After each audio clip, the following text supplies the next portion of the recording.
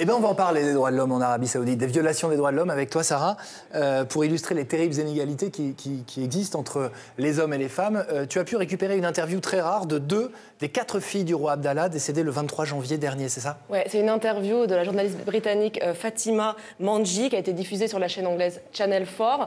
On y voit 2 des filles du roi Abdallah qui sont séquestrées depuis 14 ans. Alors, il faut savoir que beaucoup de femmes en Arabie Saoudite ne peuvent pas sortir seules de chez elles. Mais là, c'est pire, elles ne sortent pas du tout. Elles sont 4 à être enfermées dans un palais à Jeddah. Leur mère, qui s'appelle Alanoud Al-Fayez, a été répudiée en 2003. Elle a été menacée par le roi Abdallah et ses frères. Elle a dû s'exiler en Grande-Bretagne. Un choix stratégique, puisque depuis l'Angleterre, elle peut médiatiser et faire parler du calvaire que vivent ces filles et qu'elles vivent encore aujourd'hui. Elles sont en mauvaise santé, elles n'ont droit qu'à un seul repas par jour. Parfois, on drogue leur nourriture pour qu'elles restent calmes. Leur mère a alerté l'ONU plusieurs fois, mais rien n'a bougé. Je te propose de regarder un extrait du témoignage de ces 2 princesses qui est bouleversant. Elles s'appellent Sahar et Jawer. Elles ont aujourd'hui 43 et 39 ans. We, grown women, held against our will, and I believe that we are hostages, actually. We're just an example of so many families, so many women go through. We're just a tiny, tiny example.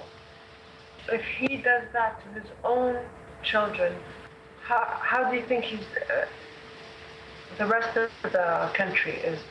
Gender apartheid, that's what it is. We'll keep fighting them with our smile, we'll keep fighting them with our tears, we'll keep fighting them with our spirits, with our hearts, and we will never stop, even if they're starving us. Never.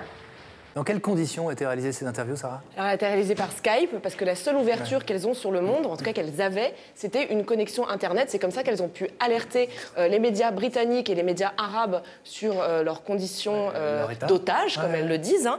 Et ça a été tourné fin mars 2014. Et depuis, très difficile de rentrer en contact avec elles, voire impossible. Tu as essayé de les contacter? Évidemment. Alors, impossible, on ne peut plus les contacter via Skype ou même leur parler au téléphone. Il n'y a que leur mère qui a des nouvelles. On sait qu'elles sont toujours séquestrées, qu'elles ont fait une demande au nouveau roi d'Arabie Saoudite pour être libérées. Mais ce qu'on sait aussi, c'est que l'une des dernières fois où elles ont vu leur père, il a dit que leur séquestration durerait même après sa mort et que ce serait un de ses fils, donc un de leurs demi-frères, qui s'occuperait de veiller sur elle. Merci, Sarah.